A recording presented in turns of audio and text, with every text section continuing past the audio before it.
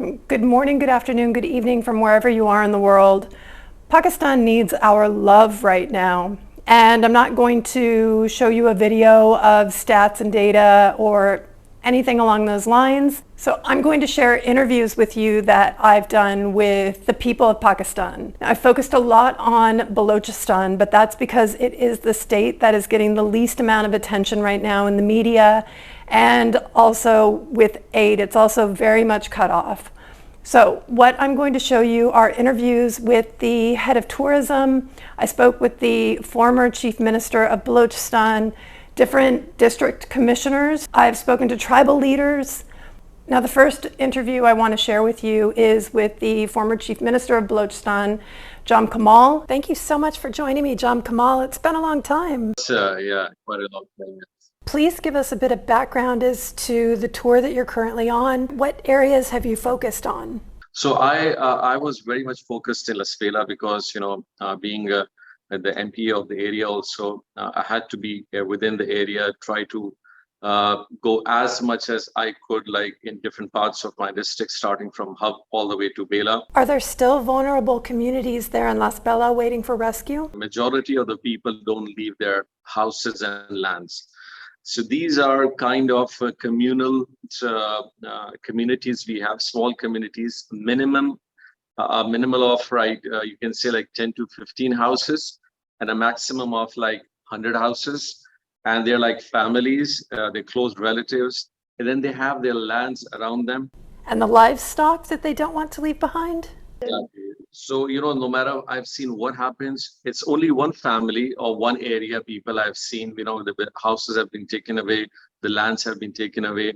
Those are, it's like hardly a 10% or 5% of such people who have come for a very short period of time close to the main roads so that they can get some relief, stay there for like a week or 2 and 3 weeks. I witnessed few day before yesterday also, and before that also. But rest of them I've seen, they are in their villages, but they have taken higher grounds. And one reason they don't want to leave it also because the houses which have been damaged.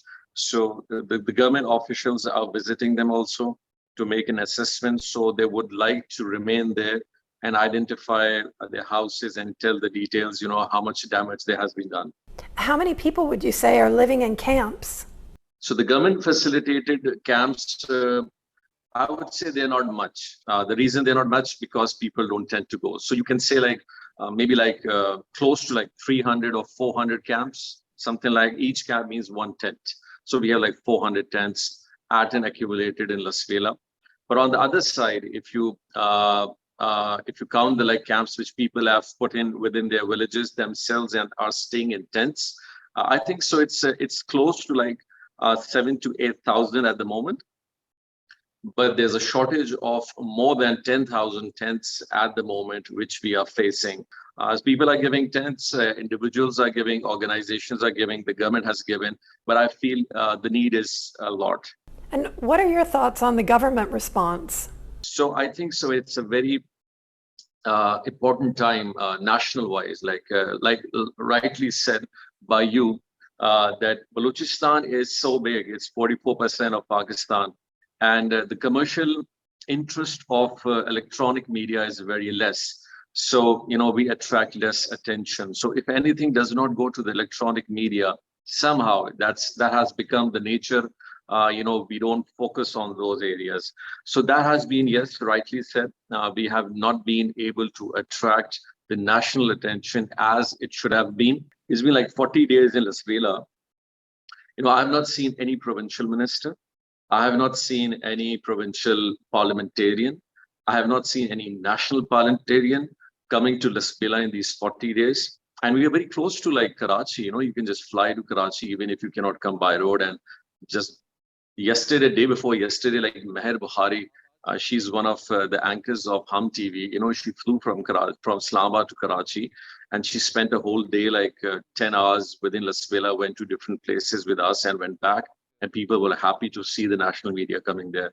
So my question was like to the national and to the provincial political representation, why are you people so insensitive towards the people who have elected you and send you to those assemblies. So this is one phenomena, I think, so the people of Balochistan have to really understand and bring their voice in front also, that what is the local political government in such a failure of addressing, going to places, making mechanisms. So by concluding your question, I would say there has been shortages, major shortages in apprehending, because it was forecasted. I would really appreciate the Met Department of Pakistan. They predicted this in June early, that's going to come. So the national government should have taken it seriously. The provincial government should have taken it seriously. Somehow they did not. I personally saw a very good interest by the army. We lost one of the senior most army personnel, General Sarfaraz, who was the corps commander of Balochistan also. While serving all these places and going to the flood areas, his helicopter crashed and he died in Lasbela. So, it gives me a little bit of sadness to see where my community of political people and parties are showing lack of interest and rest are giving more time. Well, and as someone from the outside looking in, I've been receiving almost all of my information about the floods, especially in Balochistan, from your Twitter, from the levees, and from local journalists. I haven't seen it from the government itself. It kind of reminds me of the Trump administration and the disaster and the hurricanes in Puerto Rico and their response to the Puerto Rico disaster. It's extremely disheartening and very hard to see that. It's actually good to go and see it myself, because when we go into the planning phase of giving work and doing work and making roads and dams and other things, that's why we really need to see it from our own eyes, so that then we give the right things which people need. Now, tourism isn't on anyone's mind at the moment. Even the head of tourism says that their focus is right now on helping. But it's logical to want to ask questions about what this means for tourism in Pakistan. Pakistan had seen the largest uptake of foreign inbound tourism in 2021. People were coming in because they were starting to see the true side of Pakistan, that it's a warm, friendly, hospitable country that's very safe, nothing like what the media portrays it as. This is my interview with Aftab-Rana, who is the head of Pakistan Tourism. Hello, Aftab. Thank you so much for taking the time to speak with me. Dear Angela, I hope all is well at your end. In terms of losses to the heritage sites, the most important is the Mohenjo-daro, which is a World Heritage Site, and it is one of the largest cities of Indus Valley civilization, which was founded around 2500 BC. This site has been badly damaged due to the rains and floods. And besides that, a number of other historical sites, including Court DG, Rani Court, and various shrines and tombs, and also smaller forts, have also received the impact of heavy rains and floods. And also in the northern side, there has been quite a large-scale losses to the infrastructure of tourism, especially in the Swat Valley of Khyber Pakhtunkhwa, where there was heavy floods in the main Swat River and in all the tributaries of Swat River, which has created havoc all around the Swat River, and many hotels which were built around the banks of River Swat, they have been washed away. At present, tourism industry is at standstill in Pakistan. Presently, the focus of government is on the immediate relief to the people. I hope as soon as the condition will recover, tourism will start picking up. But I don't see any possibility, at least in the next 5 to 6 months, in the recovery phase. The worst of it has hit the land, but the devastation is about to happen with the waterborne diseases and everything that comes along with not having truly hygienic places to live. Assalamu alaikum. So we treated approximately 2,000 patients at Kipro, and there were many pathologies, but if you talk about like the pathology that were on the peak were skin allergies, skin infections, maggot on the skin that we treated with the medical protocols, and respiratory tract infections, diarrheas. These things were on the peak. And if you talk about females, specifically females, like 90% of the females were anemic. And along with that, they were having UTIs because of hygiene issues. So we need to see all of these problems and, make interventions to treat them. Thank you. I feel very fortunate to have been able to speak with the wonderful political and social activist, Meena Majeed Baloch. I've been following her for about 18 months on Twitter. She's an amazing person, a true inspiration. And last week I saw that she was putting kits together for women. And it's true, women have inherently different sets of needs than men do, especially pregnant women, women who've recently given birth or are giving birth now. So I wanted to speak with Meena about that. Can you talk a little bit about the after effects now of not only the flash floods and the rain, but the living conditions that women are in, which are a bit more problematic just in general than a man living in the same conditions? After a flood, the contamination of the water, the mosquitoes bites and the snake bites and the skin disease are increased in Balochistan, especially women, those women who are pregnant, who are don't having the full nutrition that they need in this time. And that people are not having the 2 times food properly, then what will be the condition of that woman who need medication in this time? And the other problem is menstrual hygiene for the women. People don't have pads using the clothes which are so unhygiene and having the health issues. And those child also having the health issues that their mothers can't feed them because of not having any food properly, or they don't have the fat milk. So there are lots of health issues about women and kids and men too in Balochistan. Now, it's been very telling because everything I learn from a couple of journalists, from your Twitter, from the Levy's Twitter, and from ex-Chief Minister John Kamal's Twitter. I don't see it from the government side. I don't see the updates every day. I don't see what the people are facing, but I see it from these other channels, which it shouldn't be that way. So yeah, I'm very happy to have your voice today. Thank you. Could you believe, Angela, that I have posted these things, and thank you that you are seeing my tweets.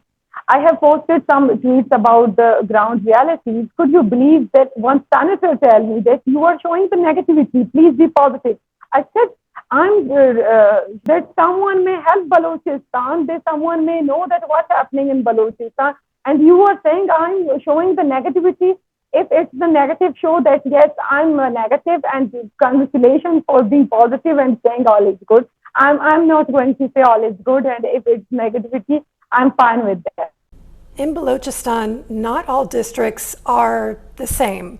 Some are still led by families, by tribes, and that is the case with Magsi. So I reached out to speak with one of the heads of the Magsi tribe. The first thing I'd like to know is, are you safe? Where are you? So at the moment, I'm in Magsi city. So the city wasn't hit by the flood water. It was hit by the rainwater. So a lot of seepage, a lot of houses were destroyed because of the rainwater. No flood water came within the city as such because of this big flood protection mound sand type of thing we've made around the city. It's in a radius of the whole city. It's in, I think, I would say 2 kilometers, 2 miles. Covers the whole city, wherever people live, everyone's houses. At the moment, we're okay. People are safe here. But the rainwater has really destroyed the city. Have there been any consequences so far, like any waterborne diseases or any health issues coming from the heavy rains that have impacted I think That's a great question. People aren't even focusing on the after effects of these floods and rains. So I was driving up, going to the north of the district, and I saw thousands and thousands of dead animals. And that's obviously, but naturally, is going to cause some serious diseases, right? Like if a fly sits on them and it comes to the city and bites one of us, one person gets it, and then it's an epidemic, right? We need to take these dead bodies and either dump them somewhere or, take care of this matter, because it's going to be a serious issue. There are dead animals everywhere. I've never seen so many dead beings in my life, and it was actually very, very wrenching. Well, in these areas that are inaccessible, then how are people getting fresh drinking water? How are they getting food? How are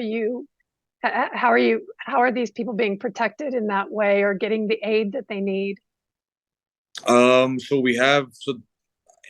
We decided to bring those people to Jhal Magsi. We did that there were a couple of rescue operations, thanks to both of my uncles. Helicopter operations. Some people were rescued, but most of them were rescued by boat. So we would send couple of boats. We have only 2 boats. That's the thing. This is nothing. We should have had at least 4 to 5 boats. Because you know what the worst part is, Angela? The worst part is that we have our supplies, but they're all stuck across the border.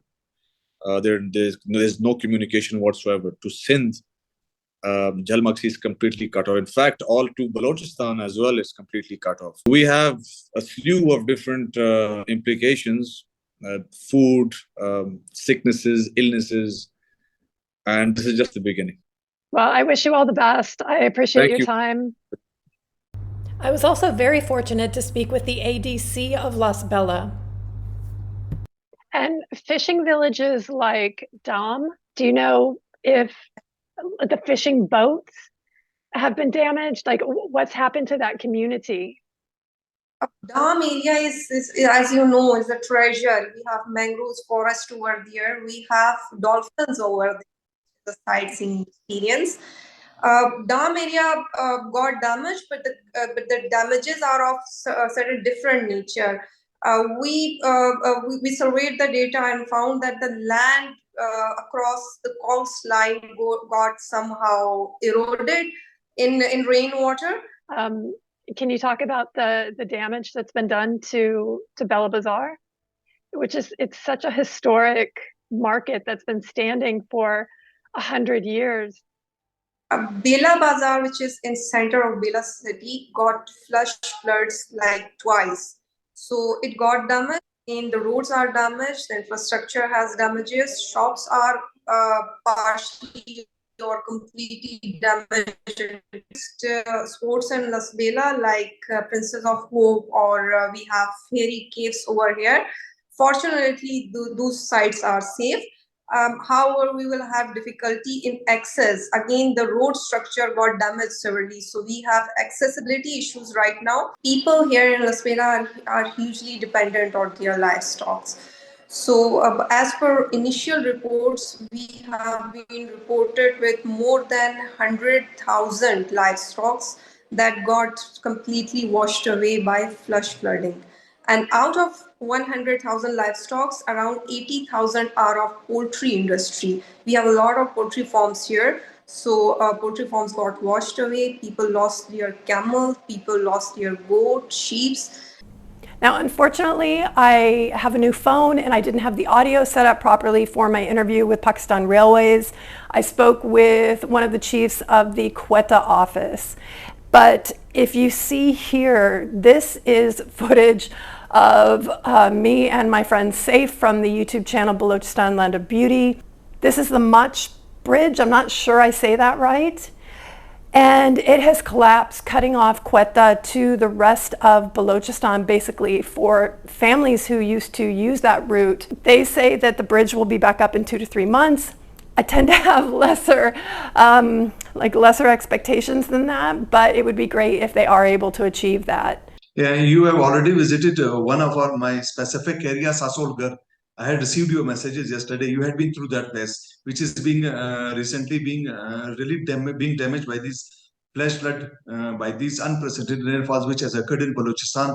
And moreover, ma'am, whenever it rains here, rainfall occurs, then in a sense, flash flood occurs, which comes with high intensity and really washes away everything. In my area, almostly 70 to 80% population resides in mud houses.